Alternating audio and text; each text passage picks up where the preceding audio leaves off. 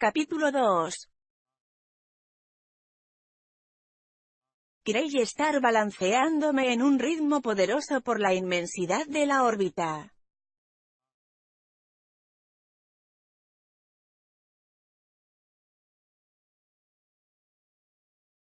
Estallaban chispas de luz que pasaban raudas por mi lado.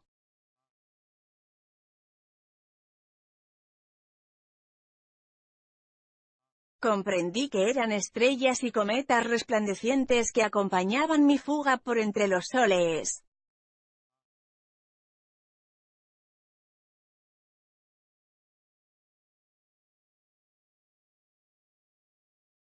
Cuando alcancé el límite de mi vuelo y me disponía a volverme, atronó los espacios el golpe de un gran gongo.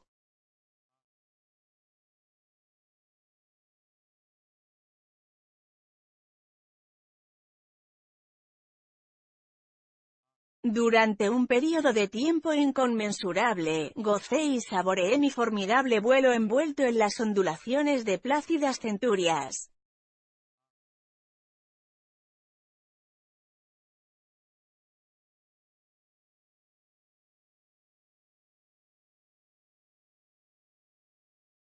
Después el sueño cambió de aspecto. Yo me decía que no podía ser sino un sueño.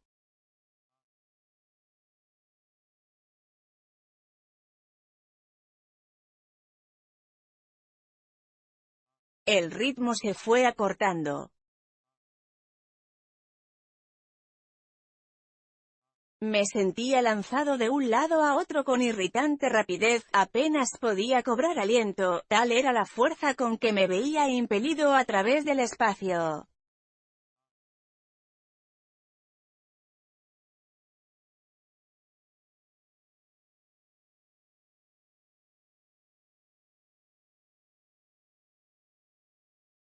El gongo sonaba con más frecuencia y más furia. Empecé a oírlo con un terror indecible.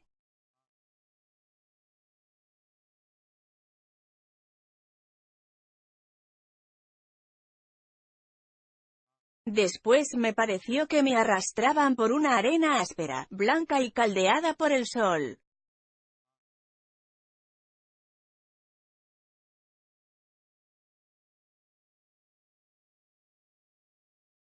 Esto dio lugar a una sensación de angustia infinita. Mi piel se chamuscaba en el tormento del fuego.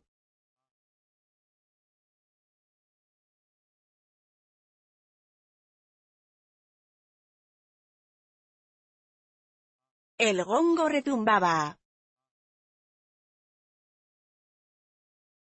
Las chispas luminosas pasaban junto a mí en una corriente interminable, como si todo el sistema se precipitara en el vacío.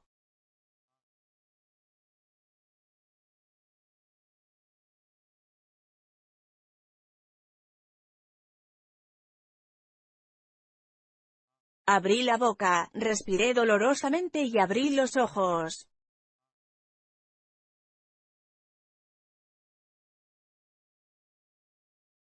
A mi lado, y manipulándome, había dos hombres arrodillados.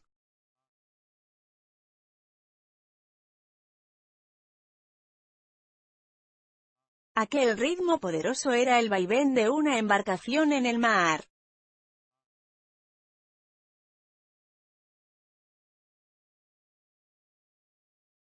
El terrible gongo era una sartén colgada en la pared que resonaba a cada movimiento del barco.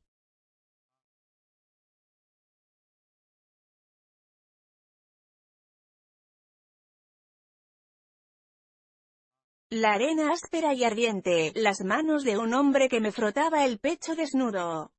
Me encogí de dolor y levanté a medias la cabeza.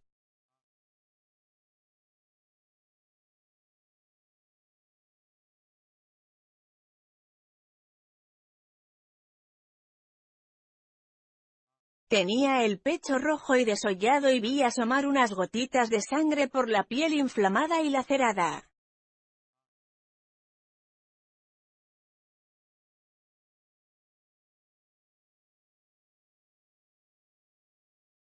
Ya habrá bastante, Johnson, dijo uno de los hombres.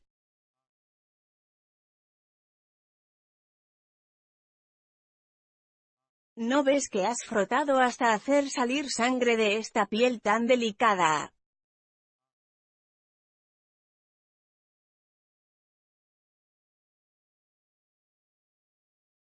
El hombre a quien se había llamado Johnson, un tipo gigantesco de escandinavo, cesó de manipularme y se puso de pie pesadamente.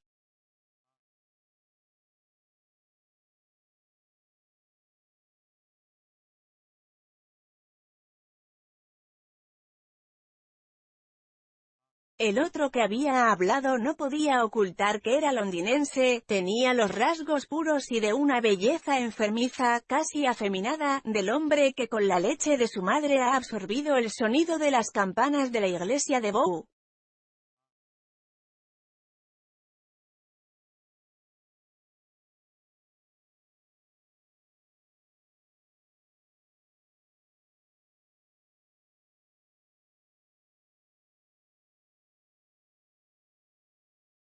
Una gorra sucia de muselina en la cabeza y un delantal de dudosa limpieza alrededor de sus angostas caderas proclamaban su condición de cocinero de la no menos sucia cocina del barco en que me hallaba.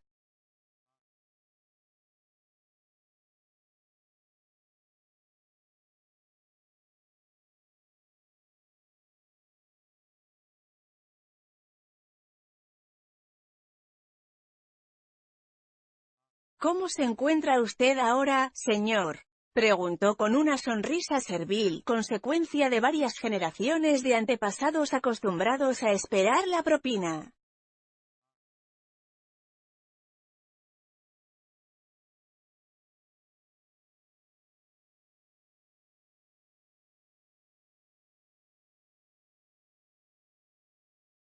Para responder, traté de sentarme, a pesar de mi gran debilidad, y Johnson me ayudó a ponerme de pie.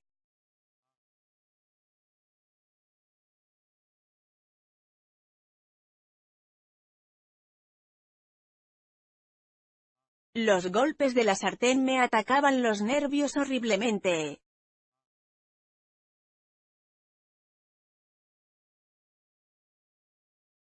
No podía reunir mis ideas.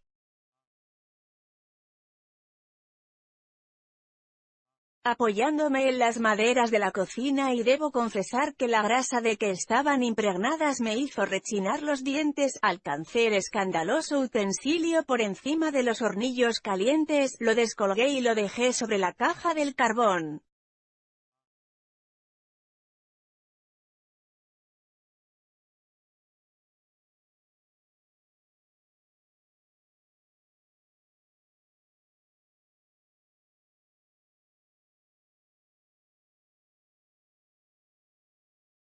El cocinero hizo una mueca ante mis manifestaciones de nerviosidad y me puso en la mano un vasito humeante, diciendo: «Acento, esto le hará a usted bien».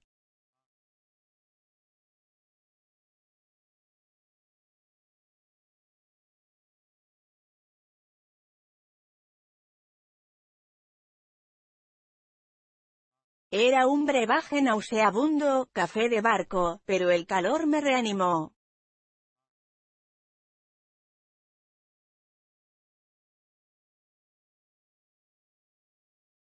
Mientras tragaba aquella infusión dirigí una mirada a mi pecho desollado y sanguinolento, y me volví hacia el escandinavo.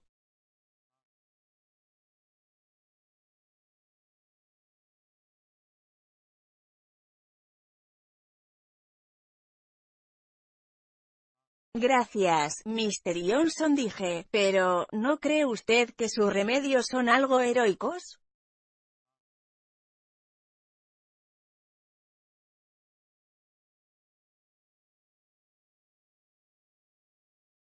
Más que el reproche de mis palabras comprendió el de mi gesto, pues levantó la palma de la mano para examinarla.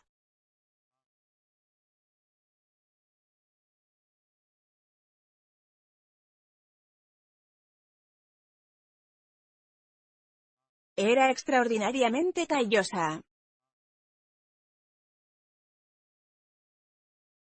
Pasé la mía por las duras desigualdades y una vez más me rechinaron los dientes al contacto de tan horrible aspereza.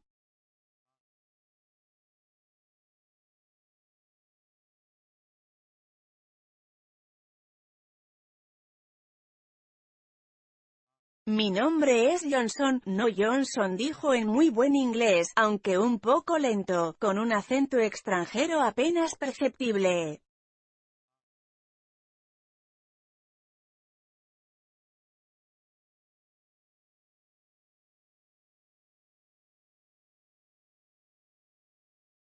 En sus ojos de azul pálido asomó una dulce protesta, acompañada de franqueza tímida y de una dignidad que me ganaron por completo.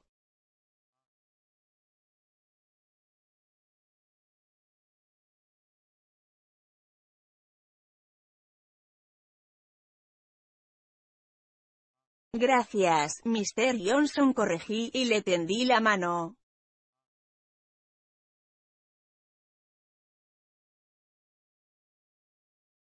Titubeó, un poco avergonzado, se apoyó en una pierna, luego en la otra, y después, sonrojándose, cogió mi mano con vigoroso apretón.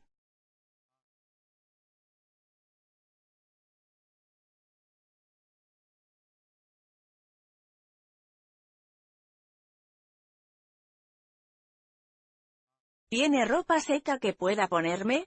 Pregunté al cocinero.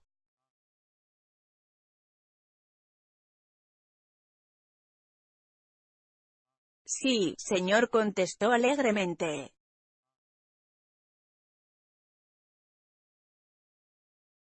Bajaré corriendo y veré en mi equipaje, si usted, señor, no tiene inconveniente en usar mis cosas.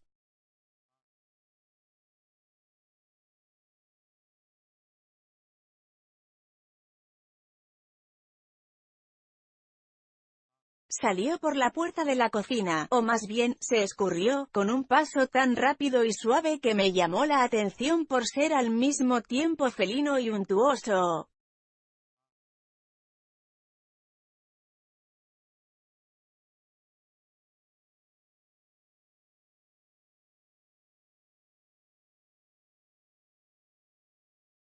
Esta untuosidad, como pude comprobar más adelante, era el rasgo más saliente de su personalidad.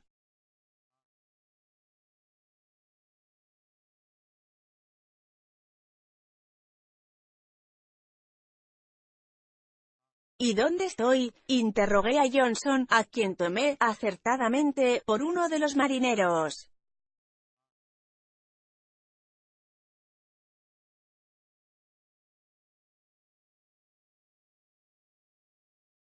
¿Qué clase de barco es este y a dónde se dirige?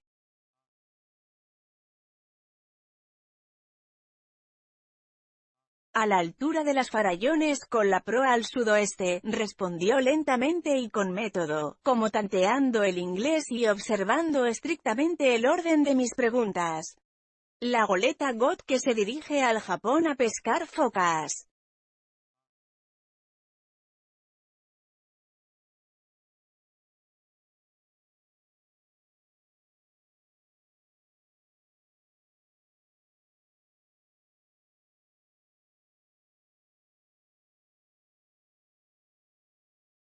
¿Y quién es el capitán? Necesito hablarle tan pronto como esté vestido.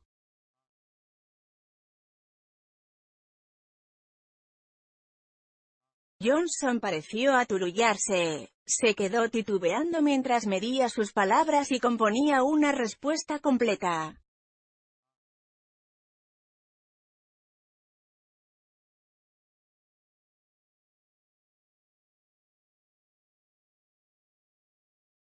El capitán es Wolf Larsen, o al menos así le llaman los hombres.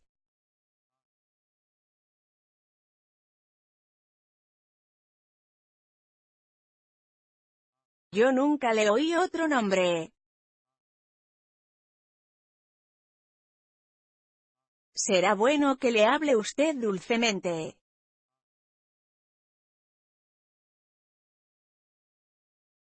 Esta mañana está loco. El segundo, pero no concluyó. Acababa de entrar el cocinero.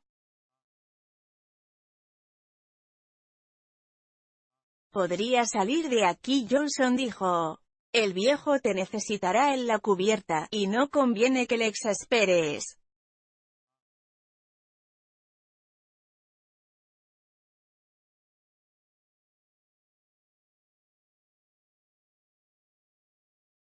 Johnson, obedeciendo, se volvió hacia la puerta, y al mismo tiempo, por encima del hombro del cocinero me hizo un ademán de una solemnidad aterradora, como para dar más energía a su interrumpida advertencia para hacerme comprender la necesidad de hablar dulcemente al capitán.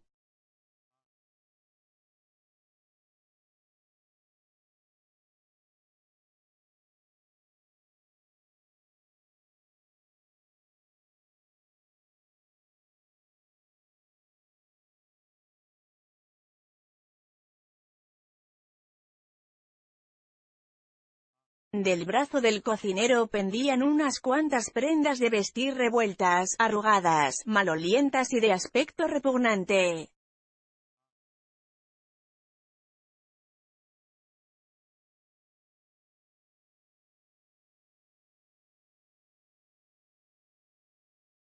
Están húmedas, señor, dijo a guisa de explicación.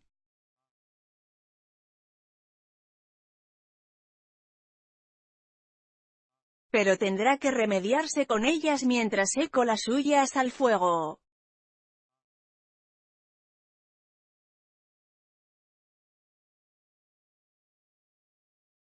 Cogido las maderas, dando traspiés con el vaivén del barco y ayudado por el cocinero, conseguí meterme en una burda camiseta de lana.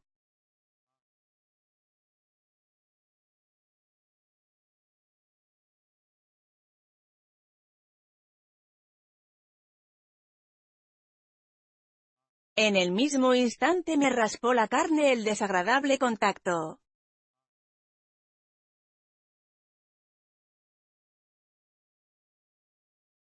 Dándose cuenta de mis muecas y movimientos involuntarios, sonrió con afectación.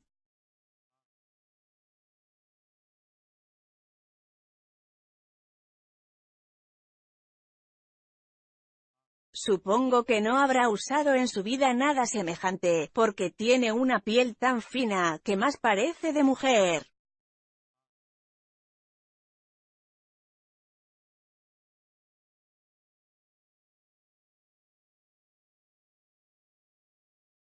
En cuanto le vi, adiviné que era usted un caballero.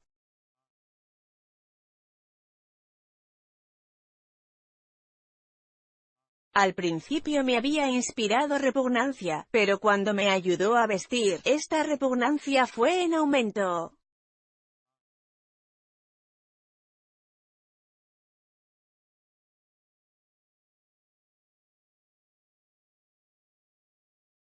Había algo repulsivo en su contacto.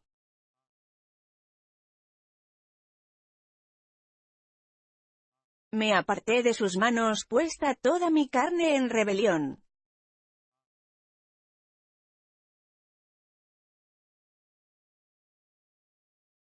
Y entre esto y los olores que subían de los varios pucheros que hervían en la cocina, me hacían desear el momento de salir al aire fresco.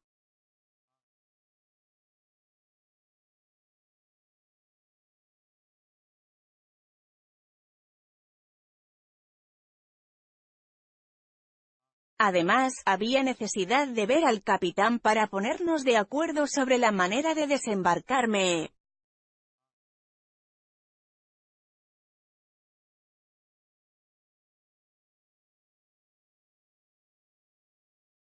Una camisa de algodón, barata, con el cuello rozado y la pechera descolorida por algo que juzgué antiguas manchas de sangre, me fue puesta, entre un tropel de comentarios y excusas vehementes.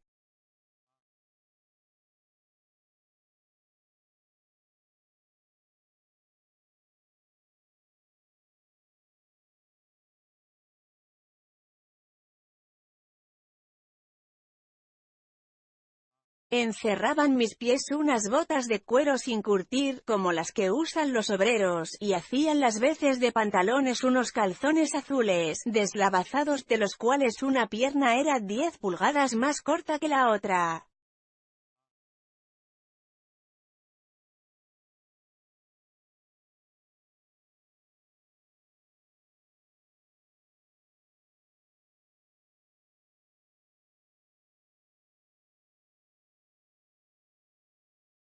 ¿A quién debo agradecer tanta amabilidad?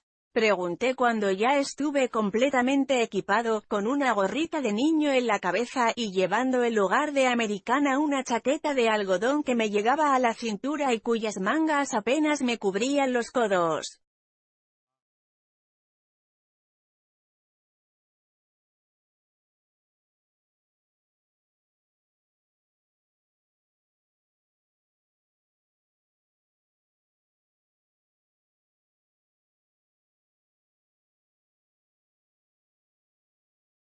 El cocinero se apartó con un gesto de fingida humildad y una sonrisa implorante y servil. Si no me engañaba la experiencia adquirida con los mayordomos de los transatlánticos al fin del viaje, hubiese jurado que esperaba una propina.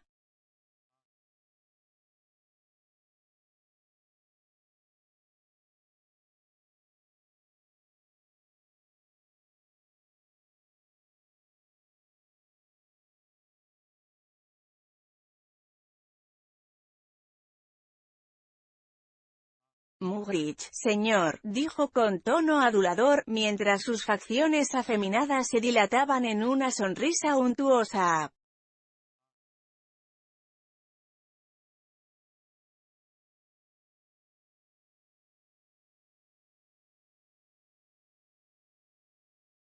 Thomas Mugridge, señor, servidor de usted.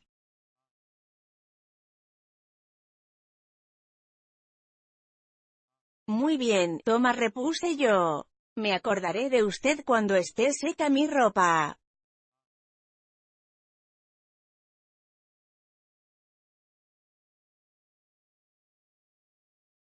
Por su semblante se difundió una luz suave y brillaron sus ojos como si allá en las profundidades de su ser sus antepasados se hubiesen animado y removido con el recuerdo de las propinas recibidas en vidas anteriores.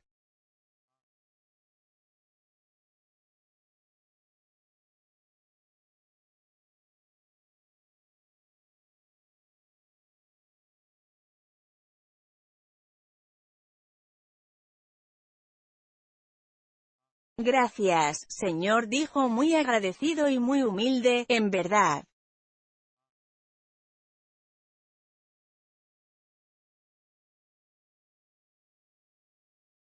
Se hizo a un lado al abrirme la puerta y salí a cubierta.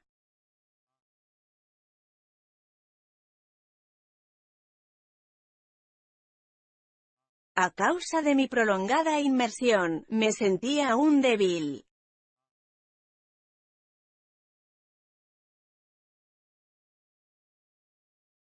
Me sorprendió una ventada, y dando traspiés por la movediza cubierta, me dirigí hacia un ángulo de la cabina, en busca de apoyo.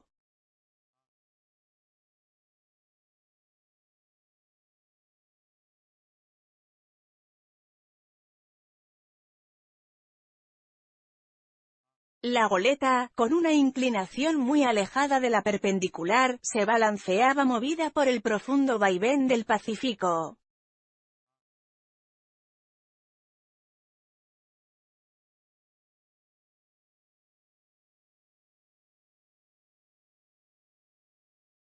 Si en realidad, llevaba la dirección sudoeste, como había dicho Johnson, el viento, entonces, según mis cálculos, debía soplar aproximadamente del sur.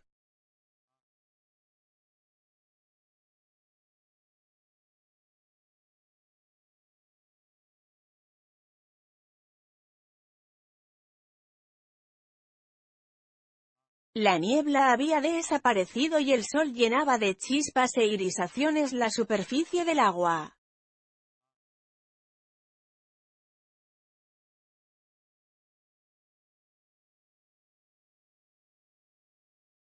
Me volví cara al este donde sabía que debía hallarse California, pero no pude ver sino unas masas de niebla a poca altura, indudablemente la misma que había ocasionado el desastre del Martínez y me había traído al presente estado.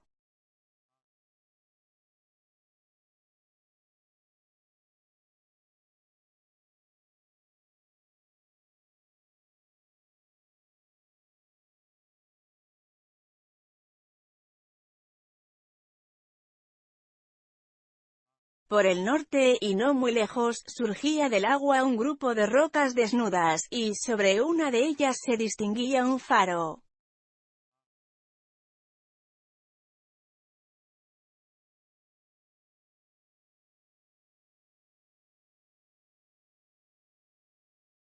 Mi primer pensamiento fue que un hombre llegado de manera tan inesperada, luego de codearse con la muerte, merecía más atención de la que yo recibía.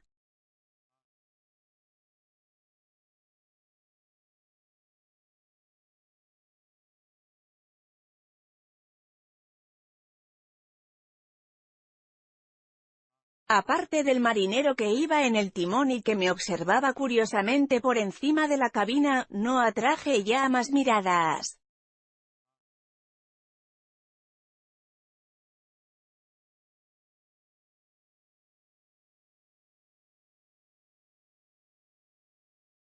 Todos parecían interesados en lo que en el centro del barco ocurría.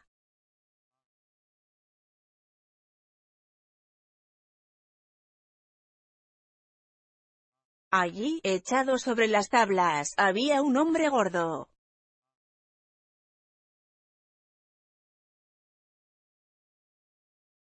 Estaba completamente vestido, pero llevaba rasgada la camisa por la pechera.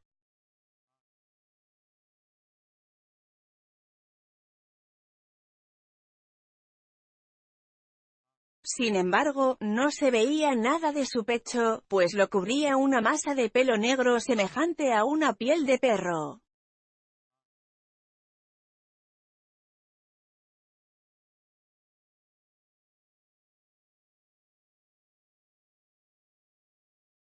La cara y el cuello se ocultaban bajo una barba negra salpicada de gris que, de no haber estado chorreando y lacia por efecto del agua, debió ser tiesa y tupida.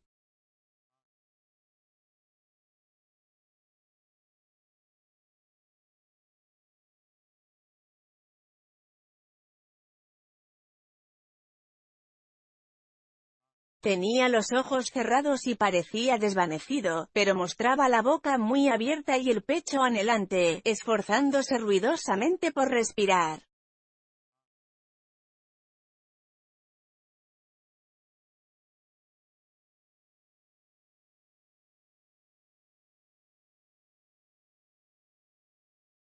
De vez en cuando, metódicamente, ya como una rutina, un marinero hundía en el mar un cubo de lona atado al extremo de una cuerda, lo subía braza a braza y vertía su contenido sobre el hombre postrado.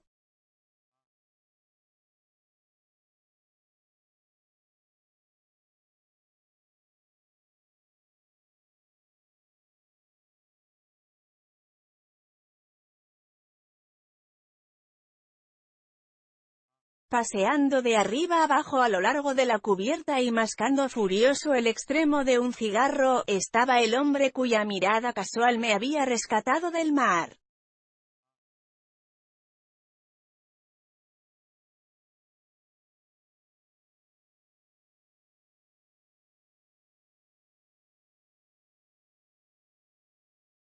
Tendría una altura quizás de 5 pies, 10 pulgadas o 10 y media, pero lo primero que me impresionó en él no fue eso, sino su vigor.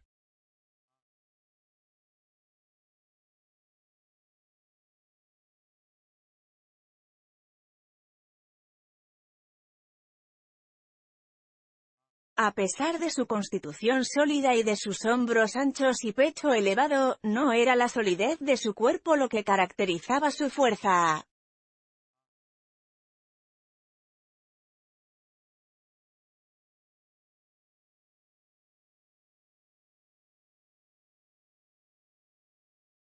Antes bien, consistía en lo que podríamos llamar nervio, la dureza que atribuimos a los hombres flacos y enjutos, pero que en él, a causa de su corpulencia, recordaba al gorila. No es que su exterior tuviese nada de gorila.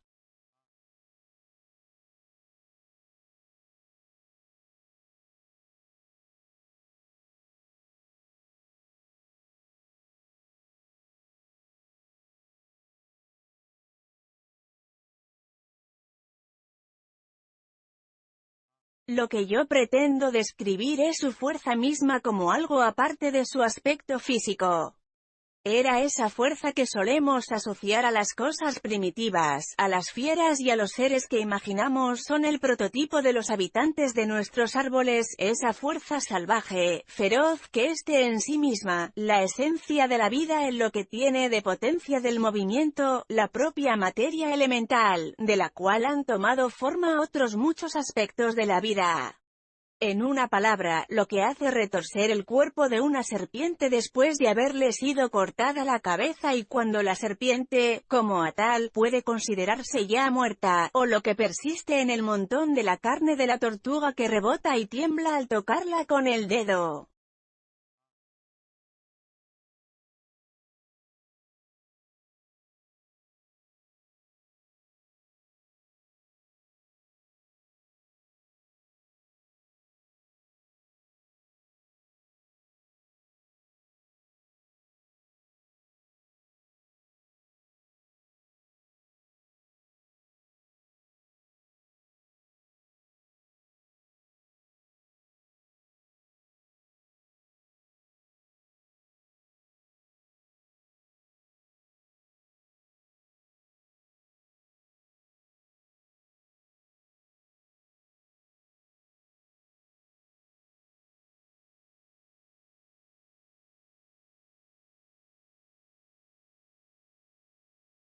Esa fue la impresión de fuerza que me produjo el hombre que caminaba de un lado a otro.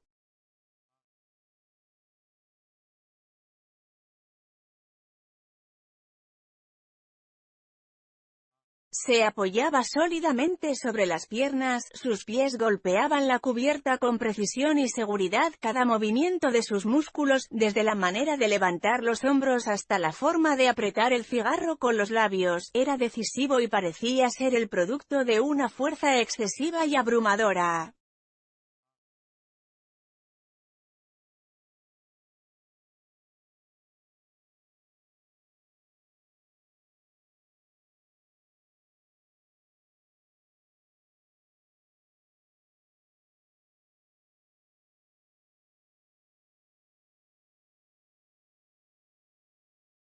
Sin embargo, aunque la fuerza dirigía todas sus acciones, no parecía sino el anuncio de otra fuerza mayor que acechaba desde dentro, como si estuviera dormida y solo se agitara de vez en cuando, pero que podría despertar de un momento a otro, terrible y violenta, cual la cólera de un león o el furor de una tormenta.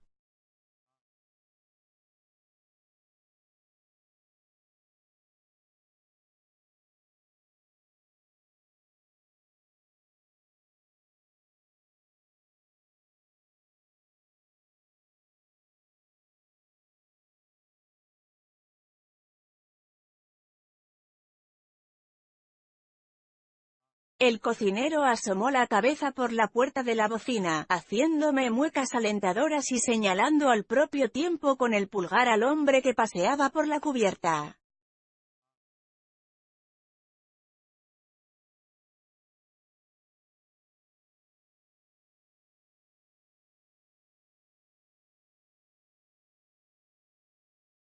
Así me daba a entender que aquel era el capitán, el Alejo, según había dicho él, el individuo con quien debía entrevistarme, y al que ocasionaría la extorsión de tener que desembarcarme.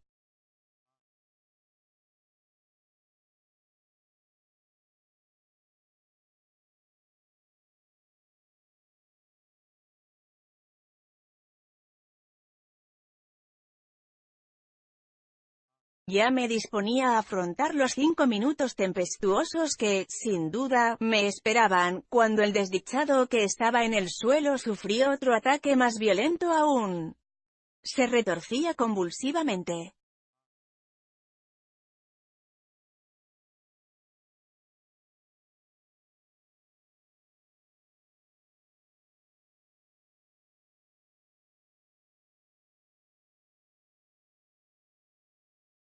La barba negra y húmeda se tendió hacia arriba, al embararse los músculos de la espalda e hincharse el pecho en un esfuerzo inconsciente e instintivo para obtener más aire. Aunque no lo veía, adivinaba que bajo las patillas la piel se había puesto colorada.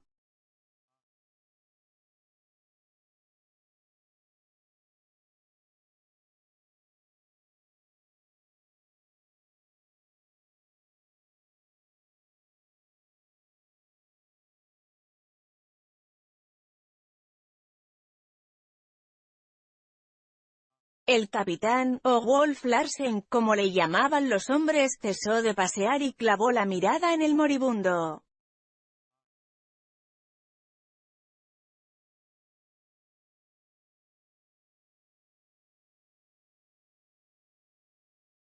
Tan cruel fue esta última lucha, que el marinero se detuvo en su ocupación de rociarle con agua, y con el cubo de lona a medias levantado y derramando su contenido por la cubierta, se le quedó mirando con curiosidad.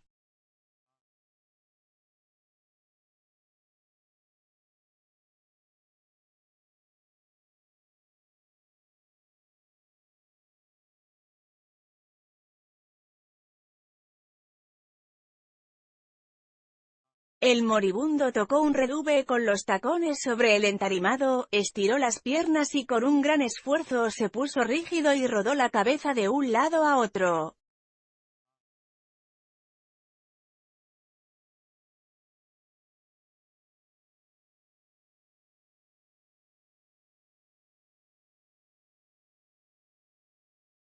Después se relajaron los músculos, la cabeza dejó de rodar y de sus labios salió un suspiro como de profundo alivio.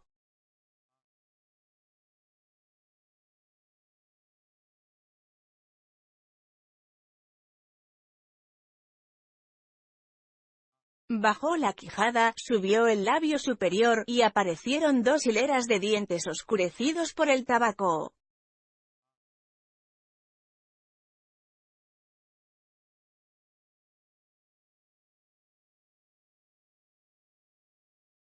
Parecía como si sus facciones se hubiesen helado en una mueca diabólica al mundo que había abandonado y burlado.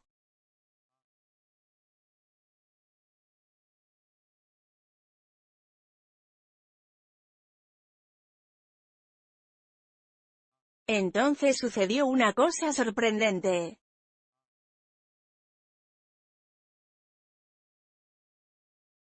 El capitán se desató como una tormenta contra el muerto.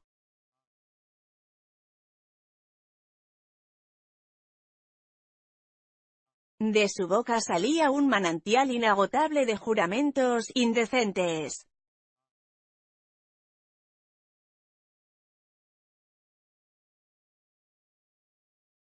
Y no eran juramentos sin sentido o meras expresiones.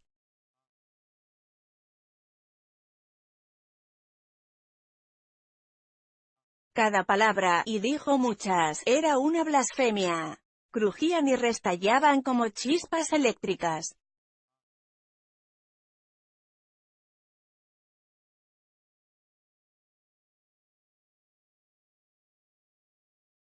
En toda mi vida había oído yo nada semejante, ni lo hubiera creído posible.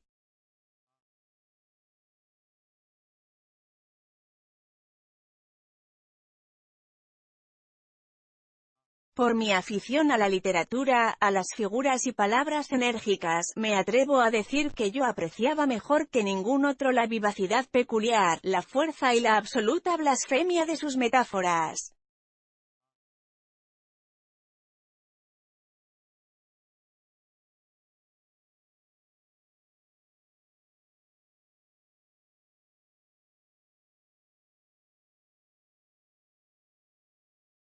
Según pude entender, la causa de todo ello era que el hombre, que era el segundo de a bordo, había corrido una juerga antes de salir de San Francisco y después había tenido el mal gusto de morir al principio del viaje, dejando a Wolf Larsen con la tripulación incompleta.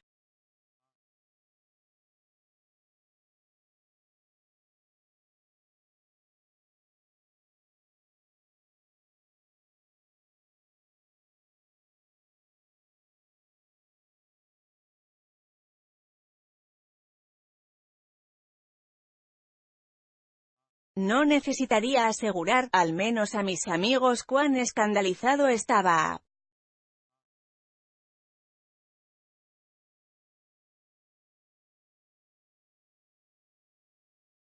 Los juramentos y el lenguaje soez me han repugnado siempre. Experimenté una sensación de abatimiento, de desmayo y casi puedo decir de vértigo.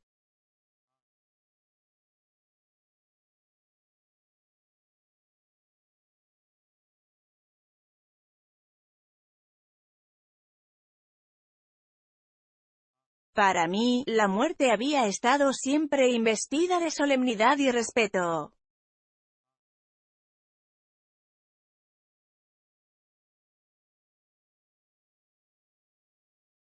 Se había presentado rodeada de paz y había sido sagrado todo su ceremonial.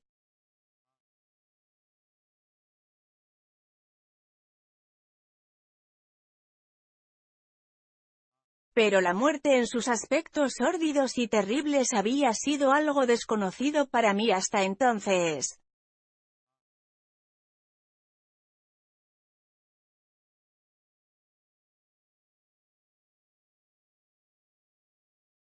Como digo, al par que apreciaba la fuerza de la espantosa declaración que salía de la boca de Wolf Larsen, estaba enormemente escandalizado.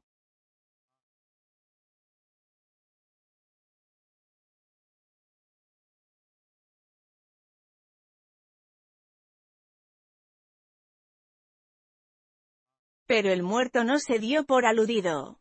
Continuaba desafiándole con su risa sardónica y burlándose con cinismo. Era el dueño de la situación.